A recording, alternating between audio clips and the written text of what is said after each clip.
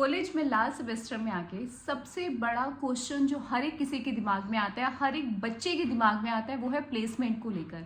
और ना सिर्फ उस बच्चे के दिमाग में, उसके पेरेंट्स, रिलेटिव, जितने भी लोग घर में विजिट करते हैं, हर कोई यही जानने की एक चुल रहती है कि भाई तुम्हारी कहाँ प्लेसमेंट हुई, कितनी कंपनी से तुम्हें ऑफर लेटर आया, क्या तुम्हारी फ्यूचर प्लानिंग है, कुछ आगे फर्दर कोर्स करने के बारे में सोच रहे हो, कुछ एग्जाम्स देने की सोच रहे हो, या फिर कौन सी कंपनी में जॉब करने की सोच रहे हो।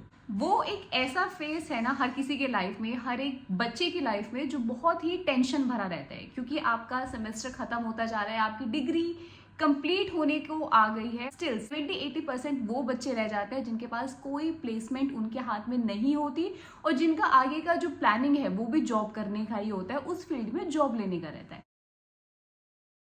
अब यहाँ पर आज की वीडियो में मैं बात करने वाली हूँ my fresher experience in IT industry, and I really hope कि आप सब लोगों को ना बहुत ज़्यादा यूजफुल रहने वाला है, क्योंकि भाई बहुत सारे बच्चे ना डीमोटिवेट हो जाते हैं उस टाइम पे, हाथ में कोई जॉब नहीं रहती और डिग्री कंप्लीट हो चुकी होती है, घर में बैठे रहते हैं, घर में लोगों के, सारे रिश्तेदारों के, अपने घर वालों के ताने मिलने को मिलते हैं। उस टाइम में बच्चा ना बहुत फ्रस्ट्रेट हो जाता है और बिल्कुल भी समझ में नहीं आता, क्योंकि वो ट्राई कर रहा होता है बट उसकी जॉब नहीं लग रही होती। तो भाई आपको डीमोटिवेट होने की जरूरत नहीं है, आपको और एफर्ट्स डालने की जरूरत है, हार्डवर्क करने की जरूरत है, क्योंकि जितना आप ट्राई करते रहोगे ना, उतने आपके चांसेस कि आपकी जॉब लग जाएगी, आपका मिशन कंप्लीट हो जाएगा, उसके बढ़ जाएंगे। तो बहुत ज़्यादा यूजफुल वीडियो होने वाली है, आपको बिल्कुल भी स्किप करके नहीं देखना है, पूरी वीडियो कंप्लीट देखनी है। एंड आई रियली होप कि बहुत सारे फ्रेशर लोगों को ना बहुत ज़्यादा हेल्प करने वाला है, और आप लोग ना मोटिवेट हो जाओगे, और आप लोगों को भी समझ में आएगा कि भाई ये सिर्फ आपके साथ नहीं, ये मेजॉरिटी ऑफ बच्चों के साथ स्ट्रगलिंग फेस आता है। मेजॉरिटी ऑफ बच्चे इस वाले टाइम पे स्ट्रगल करते हैं, हर किसी को ईजिली या हर किसी की जर्नी इतनी ज़्यादा स्मूथ नहीं रहती।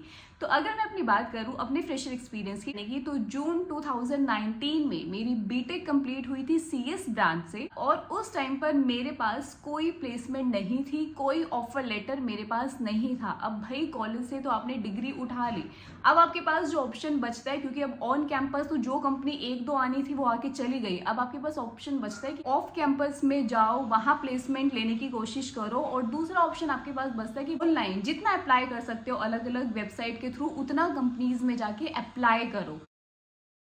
तो उस टाइम पे मैं भी यही करती थी, बहुत जगह ऑफ कैंपस में जाके मैंने भी इंटरव्यूज दिए, कहीं पे फर्स्ट राउंड क्लियर हुआ, कहीं पे फर्स्ट राउंड से ही मैं आउट हो गई, और कहीं पे 2-3 राउंड होने के बाद भी आगे फर्दर राउंड्स में मेरा नहीं हुआ। और एक दो कंपनीज तो ऐसे भी थी जहाँ पे सारे राउंड कंप्लीट हुए, सिर्फ लास्ट में एचआर राउंड रहता था, लेकिन कभी मेरे पास वहां से फोन आया ही नहीं, कॉल बैक ही नहीं आया। सिर्फ एक होप के साथ मैं रह गई कि आएगा आएगा। मैंने तो उनको मेल आईडी सही दी थी, फोन नंबर सब सही दिया था, इन्फॉर्मेशन सारी सही थी, स्टिल मेरे पास कोई फोन नहीं आया। टाइम आया दिसंबर जैन के आसपास, आई वॉज वेरी डिसअपॉइंटेड, क्योंकि भाई 5-6 महीने हो गए थे, कहीं भी कोई मेरे पास ऑफर लेटर नहीं आया था। और वो एक ऐसा फेज था कि तब मैंने डिसाइड किया कि मैं 1-2 महीने और ट्राई कर लेती हूँ, otherwise I will go for the MTech, क्योंकि 1 साल का तो वैसे भी गैप हो ही गया, तो आगे फर्दर गैप लेना भी अच्छा नहीं रहेगा, क्योंकि या तो आपके पास ऑफर लेटर हो कि आपने भाई जॉब पकड़ ली, या फिर आप फर्दर कोर्स में ही अपने आप को एंगेज कर लो, क्योंकि जितना ज़्यादा गैप आता रहेगा ना, वो भी आपके लिए आगे अच्छा नहीं है। तो एमटेक करने का मैंने पूरा सोच लिया था, और वो एक टाइम था जब मुझे ऑफ कैंपस प्लेसमेंट दिखा HCL का। भाई मैंने ऑनलाइन में देखा, मैंने अप्लाई किया, और मैं उस टाइम में पानीपत में रहती थी, और पानीपत से मैं दिल्ली आई मॉर्निंग में, सिर्फ वहाँ पर फर्स्ट और वहाँ पे 2 राउंड ऑफ इंटरव्यूज़ होने थे, वो इंटरव्यूज़ देने के लिए। तो मतलब मैं आपको ये बताना चाह रही हूँ कि भाई ईजी नहीं होता है, हर किसी ने कहीं ना कहीं किसी न किसी फेस पे स्ट्रगल किया है, तो आपको भी घबराना नहीं है। आपको बहुत जल्दी अपने आप को डिमोटिवेट नहीं करना कि अरे भाई 2 महीने हो गए, 4 महीने हो गए, 5 महीने हो गए, साल भर हो गया, नहीं लगे, ट्राई करते रहो। उस टाइम पे बस आपको अपनी स्किल्स इंप्रूव करने की जरूरत है और इंटरव्यूज देने की जरूरत है, ठीक है। तो अप्लाई करते रहो, कोई ना कोई टाइम आएगा, आपका टाइम भी आएगा जब आपका भी कहीं ना कहीं अच्छी कंपनी में सिलेक्शन होगा। तो उस टाइम पे मैं भी HCL में इंटरव्यू देने के लिए गई, एंड आई स्टिल रिमेंबर कि मैं पापा के साथ गई थी। मॉर्निंग में हम दोनों आए थे, पानीपत से हम चल चुके थे 6-6:30 बजे, 8 साढ़े 8 के अराउंड मैं यहाँ पे दिल्ली में एक कॉलेज था, मुझे नाम याद नहीं है, वहाँ पर हम आए, वहाँ पे ऑफ कैंपस प्लेसमेंट के लिए बहुत सारे, भाई इतने सारे बच्चे थे कि ये देख लो कि मॉर्निंग में 9 o'clock से स्टार्ट हो गया था रिटन टेस्ट, जो एप्टीट्यूड वगैरह होती थी वो टेस्ट हमारे स्टार्ट हो गए थे और शाम के 5-6 बजे तक वही टेस्ट चलते रहे। उसके बाद सब हो गया, मेरा नंबर भी 2-2:30 बजे के अराउंड हुआ। उसके बाद मैं वहाँ से बाहर आ गई एंड हम दोनों फिर वहाँ से दिल्ली से पानीपत आ गए। तो उस टाइम पर भी एक दिमाग में बहुत बड़ा कन्फ्यूज़न था कि भाई मैं इतनी दूर तो आई, लेकिन पता नहीं अब क्या होगा। एक माइंड में तो था कहीं ना कहीं, जब आप टेस्ट देते हो तो आपको खुद को पता रहता है कि आपने कितना अच्छा दिया है। तो टेस्ट मैंने अपने अकॉर्डिंग अच्छा दिया था, बट स्टिल वही है, इतनी सारी भीड़ थी, कितने लोगों को उनको हायर करना है, एक बहुत बड़ा कन्फ्यूज़न आपके दिमाग में रहता है। उसके बाद कुछ 10-12 दिनों बाद मेरे पास एक मेल आई HCL से एंड वो मेल को देखकर आई वॉज वेरी हैप्पी और मतलब आई वॉज लाइक कि मेरी प्लेसमेंट ही हो गई है, मुझे ऑफर लेटर आ गया। तो आई स्टिल रिमेंबर कि उस दिन फिर मेरे पास वो जो मेल आई थी वो बेसिकली इसलिए थी कि फर्स्ट राउंड आपका क्लियर हो गया और आगे फर्दर 2 राउंड्स होने हैं, जो इंटरव्यू टेक्निकल राउंड्स होंगे, और उसके लिए मेल आई थी कि वो कहाँ पर होगा, वो सारी डिटेल्स उसमें मेंशन थी, कितने बजे क्या इंटरव्यू होगा, किस कैंपस में है, वो सारी डेट्स वगैरह सब उसमें मेंशन थी। तो फिर अगेन वही, फिर एक दिन आया, मैं मॉर्निंग में मैं और पापा अगेन हम लोग निकले पानीपत से, सुबह सुबह निकले क्योंकि 2-2.5 घंटे के राउंड तो हमें पहुंचने में लग जाता था पानीपत से दिल्ली। फिर हम दिल्ली में आए और वहाँ फिर कैंपस में टर्न आया। मैं बहुत ही ज़्यादा नर्वस, आप कहते हो ना, बहुत ज़्यादा नर्वस होकर बैठी थी कि भाई पता नहीं क्या पूछेंगे क्या पूछेंगे। और अच्छा खासा फिर टेक्निकल राउंड में डिस्कशन हुआ, बहुत सारे कुछ प्रोग्राम्स बनाने को दिए गए। तो भाई आप ट्राई करते रहो, मतलब मेरा कहना ये है कि आप इंटरव्यूज़ की तो जो तैयारी है वो करते रहो, लेकिन साथ के साथ ना अपने स्किल्स को भी इम्प्रूव करना बहुत ज़रूरी है। तो बिल्कुल मतलब इसको किस्मत में लेकिन मत चलना कि भाई किस्मत में होगा तो लग जाएगी, किस्मत में नहीं होगा तो नहीं लगेगी। थोड़ा आपको भी मेहनत करने की ज़रूरत है। तो मुझसे भी कुछ प्रोग्राम्स बनाए, बहुत सारे इंटरव्यू में क्वेश्चंस पूछे गए और उसके बाद लेकिन मैंने सबका, मेरे पास सबका जवाब था, मैंने सबका आंसर किया और मैं इतनी कॉन्फिडेंट थी उस टाइम पे। पता नहीं उस टाइम पे कहाँ से इतना कॉन्फिडेंस आया, शायद से क्योंकि मैंने 3-4 क्वेश्चन की फटाफट रिप्लाई की, तो खुद ना एक कॉन्फिडेंस आपको आता चला जाता है। तो बहुत बढ़िया गया सब कुछ और मुझे भी याद है 20-25 मिनट का मेरा तकरीबन चला होगा इंटरव्यू। उसके बाद मैं बाहर आ गई और आई वॉज वेरी कॉन्फिडेंट कि भाई ये वाला राउंड तो मेरा पक्के से क्लियर है।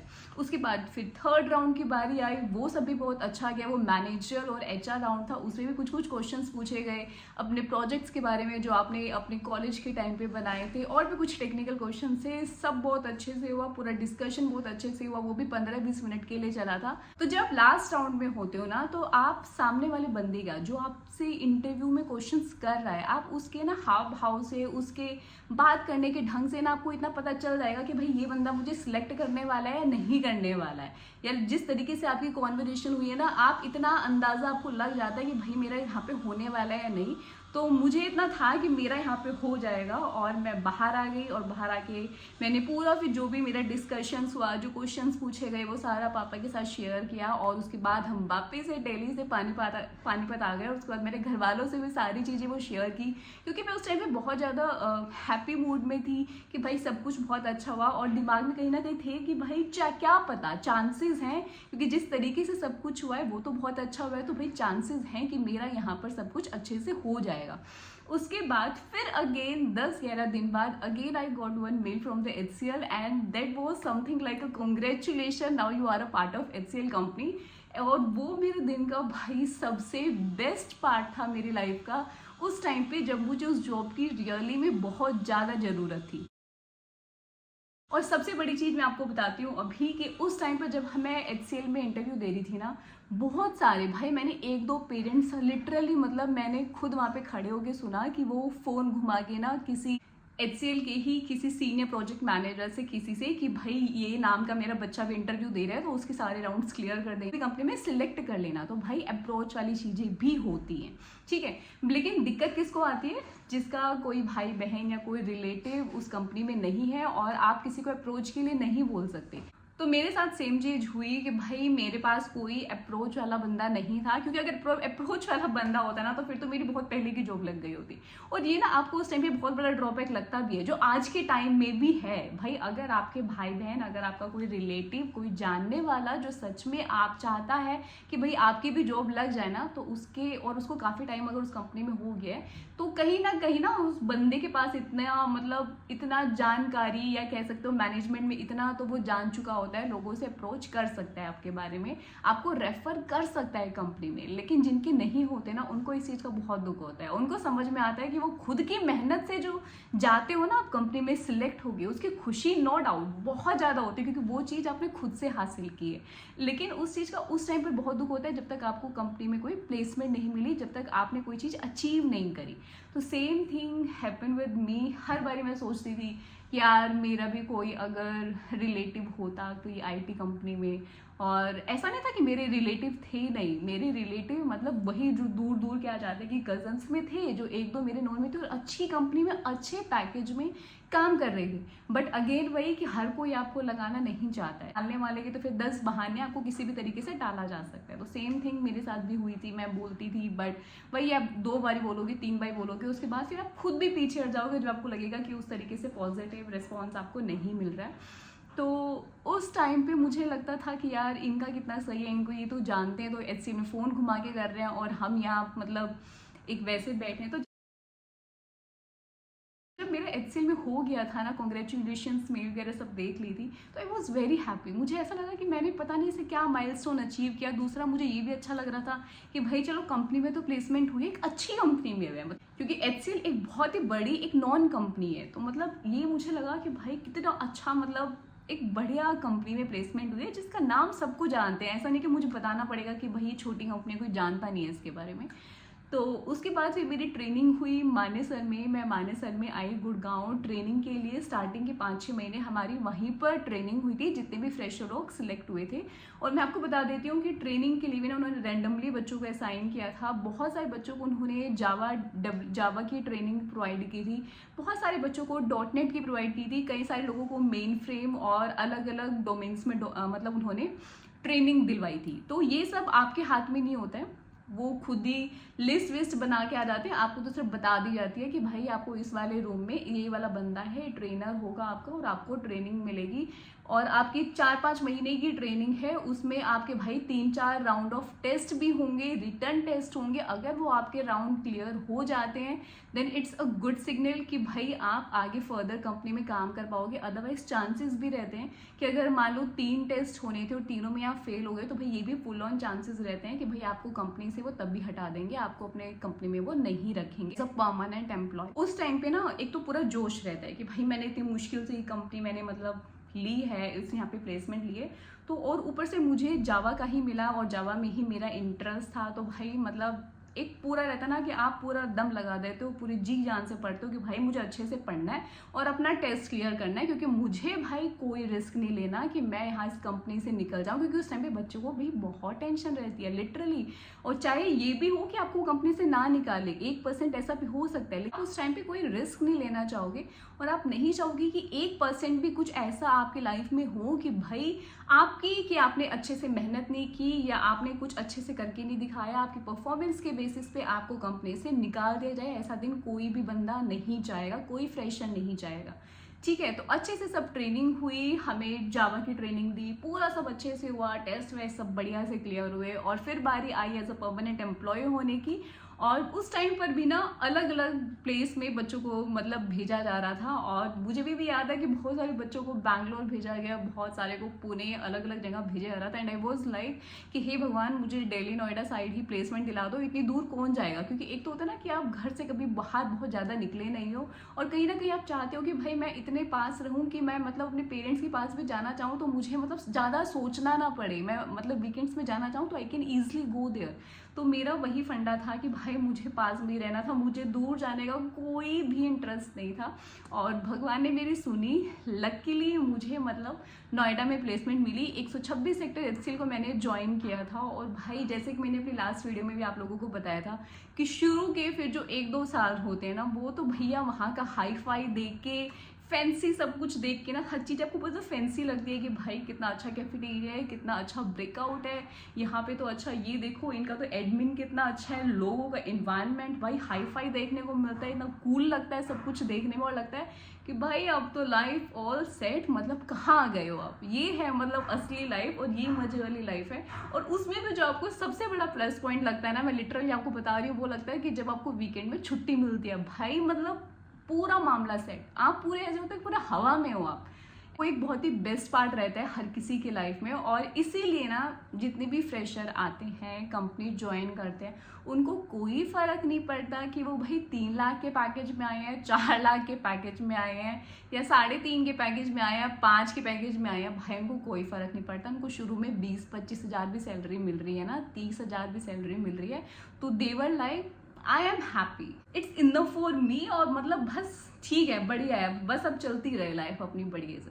तो वो तो धीरे धीरे जब 1-2 साल बीत जाते हैं, जब आप उस चीज़ों की यूज टू होने लग जाते हो कि अच्छा चलो ठीक है, देख लिया भैया कैफेटेरिया बहुत ही हाई फाई है, ठीक है भाई देख लिया सब लोग, वो ठीक है, हम रोज़ तैयार व्यार होके आ रहे हैं, सब बढ़िया से चल रहा है, वीकेंड सब मस्ती पार्टी वार्टी सब हो रही है, ऑफिस में सब बढ़िया है, लेकिन अब आगे क्या? क्योंकि ये चीज़ आपके दिमाग में तब आने लग जाती है जब आप देखते हो कि अपनी सेम कंपनी में सीनियर लेवल के लोग हैं या आपकी ही पोजीशन के लोग हैं जो स्विच मार के उस कंपनी में आए हैं और एक अच्छे पैकेज के साथ आए हैं। तब आप पैकेज में कंपैरिजन स्टार्ट करते हो कि अच्छा मुझे तो 2 साल का एक्सपीरियंस हो गया, मैं तो इसी कंपनी में रह गया, तो मेरे तो इतना ही पैकेज रह गया, क्योंकि सेम कंपनी में ज़्यादा पैकेज में इंक्रीमेंट नहीं होता। मैं आपको बताती हूँ भाई, सच्चे में बता रही हूँ, I consider you guys as my family and I really want कि भाई आप लोगों को ना भाई एक जेन्युइन इन्फॉर्मेशन मिले। मैंने HCL ज्वाइन की थी ना, मैंने ज्वाइन की थी 3 लाख पर एनम के पैकेज में, एंड बिलीव मी गाइज मैंने उस कंपनी में 2.5 साल बिताए, ठीक है, क्योंकि 2.5 साल तक वहाँ के मैं सारी चीज़ों से खुश थी, और उस 2.5 साल में मेरा पैकेज का इंक्रीमेंट जो हुआ था ना, मैं आपको बताती हूँ, वो था सिर्फ 3-20, तो मतलब मेरे 2.5 साल में सिर्फ 20,000 पैकेज में सिर्फ बढ़ा था। ऐसा नहीं है सबके साथ होता है, हो सकता है कई लोग ऐसे भी होंगे जिसका 40,000 बढ़ा हो, और लेकिन कई लोग ऐसे भी होंगे जिनका 20 के बजाय सिर्फ 10,000 ही बढ़ा हो, तो भाई सबका अलग अलग रहता है। क्योंकि होता क्या है, जब आप स्टार्टिंग में ऐसा फ्रेशर किसी कंपनी को ज्वाइन करते हो ना, तो आप बहुत ज़्यादा वैल्यूएबल रिसोर्स तो हो नहीं, ठीक है, तो बहुत सस्ते में खरीदे हुए रिसोर्स हो जिसकी बहुत ज़्यादा वैल्यू भी नहीं है, ठीक है, तो आपको छोटा मोटा काम उस टाइम पे पकड़ाना शुरू करते हैं, एंड अगर आप उसको अच्छा भी परफॉर्म करोगे ना, स्टिल बहुत कम चांसेस रहेंगे यार कि आपका मैनेजर या जो भी आपका लीड है वो उस काम को एक्नॉलेज करके आपको उस अकॉर्डिंग रेटिंग या अप्रेजल दिलवाए, नहीं दिलाएगा भाई। जो इस कंपनी में, जो इस प्रोजेक्ट में, जिसको वहाँ पे काम करते हुए जो सीनियर लोग को 3-3 साल हो गए, 4-4 साल हो गए, जो आपसे सीनियर वहाँ बैठे हैं, जो लीड पोजीशन में बैठे हैं, वो अपने आप को क्रेडिट देंगे पहले तो वो सबसे पहले तो खुद को क्रेडिट देंगे। वो आपको क्रेडिट क्यों देंगे? आपने फ्रेशर, आपको 1 साल हुआ है कंपनी ज्वाइन किए, तो भैया आपको एक अच्छा अप्रेजल मिलने के चांसेस बहुत कम रह जाते हैं। जब तक आप फ्रेशर हो तब तक आप ज़्यादा कुछ बोलोगे भी नहीं, ठीक है। तो सेम चीज़ हुई उसके बाद 1-2 साल बाद, जब खुद को रियलाइज़ होने लगा कि भाई दूसरी कंपनी से बंदे स्विच मार के आ रहे हैं, वो भी सेम एक्सपीरियंस से आ रहे हैं कि उनको भी 2 साल हुए, 2.5 साल हुए, 3 साल हुए, लेकिन उनका पैकेज तो भाई वो तो 5-6 लाख पर एनम कमा रहे हैं। क्योंकि हल्का हल्का हिंट जब आप बातें करते हो तो आपको पता चलने लग जाता है कि भाई ये अच्छे खासे पैकेज में इस कंपनी में आया है। देन आई रियलाइज्ड कि भाई मैं सेम कंपनी में क्यों फाइट कर रही हूँ कि मुझे एक अच्छा अप्रेजल चाहिए, या मैं क्यों लीड के पीछे पड़ी हूँ। ठीक है, मैंने अपने अकॉर्डिंग काम किया, अपना बेस्ट दो। फिर मैं आपको ये चीज़ भाई सही ज्ञान देना चाहूँगी एज अ ब्रदर सिस्टर कि भाई आप लोग कभी भी अपना बेस्ट देने से पीछे मत हटना। ये मत सोच के चलना कि भाई मैं अपना बेस्ट दे के चलता हूँ लेकिन मुझे उसका क्रेडिट नहीं मिलता तो मैं नहीं करूँगा, मत करना। आप अपना सीखो, आप अपना करो, वो कंपनी नहीं देगी, दूसरी कंपनी देगी। आपके पास ऑप्शन है कि आप दूसरी कंपनी में जा सकते हो। वहां जाके जब आप सेम चीज करोगे ना, वो जो चीज अपने यहाँ सीखे वो वहां जाके इम्प्लीमेंट करके दिखाओगे, आपका काम रिकॉग्नाइज होगा और आपको उसका बहुत अच्छा अप्रेजल के साथ साथ अपॉर्चुनिटीज भी मिलेगी। तो काम हमेशा बोलता है, ये चीज में धोखे में मत रहना कि सिर्फ जो लोग बटरिंग करते हैं या फिर बस जो चापलूसी करते हैं वही लोग सिर्फ अपॉर्चुनिटीज या क्रेडिट लेके जाएंगे, ऐसा बिल्कुल नहीं है। अगर आप काम करते हो, अगर आप में टैलेंट है, आप में स्किल्स हैं, आपको टेक्नोलॉजीज के बारे में पता है, तो भैया आप भी रिकॉग्नाइज होंगे और आप भी बहुत बढ़िया और बहुत ही अलग पैकेज में जाओगे। एक दिन, आज नहीं तो 1-2 साल बाद, पर वो दिन आने में भी देर नहीं होगा। तो हमेशा अपनी तरफ से पूरे फुल एफर्ट्स रखो, अपडेट रहो, हमेशा अप टू डेट चलो, कभी भी पुरानी टेक्नोलॉजी में स्टक होके मत बैठना, कभी इस चीज़ के भरोसे मत बैठना कि भैया यहाँ मैं अब सेटिस्फाइड हूँ और बस अब ये एक प्रोजेक्ट मिल गया, मुझे यहीं अपनी ज़िंदगी गुजारनी है, यहीं मुझे स्टेबिलिटी चाहिए। इस तरीके से मत बैठना, हमेशा अपने आप को अपडेट रखो, हर टेक्नोलॉजी के लिए अपने आप को तैयार रखो, सीखते रहो, हमेशा लाइफ में कुछ ना कुछ सीखते रहो, भागना मत, काम से पीछे मत हटना। एंड यू विल सी कि जैसे जैसे आप थोड़े थोड़े एफर्ट्स डालते चले जाओगे ना, तो आप बहुत अच्छी अचीवमेंट अपनी लाइफ में करोगे। तो इसके साथ ही करते अपनी वीडियो को खत्म। आई रियली होप कि वीडियो बहुत लंबी हो गई, लेकिन आपको बहुत सारी जानकारी इसके थ्रू मिली होंगी। साथ ही अगर आपके भी अपने कुछ व्यूज हैं, अगर आप भी कुछ बताना चाहते हो अपने एक्सपीरियंस के बारे में, देन डू शेयर, ताकि बाकी लोगों को भी पता चले, उन लोगों को भी कुछ सीखने को मिले। और इसके साथ ही हम मिलेंगे अपनी अगली वीडियो में। वीडियो अच्छी लगी हो तो चैनल को करना सब्सक्राइब, वीडियो को देना एक बड़ा सा लाइक। इसके साथ ही मिलेंगे अपनी अगली वीडियो में। Bye bye.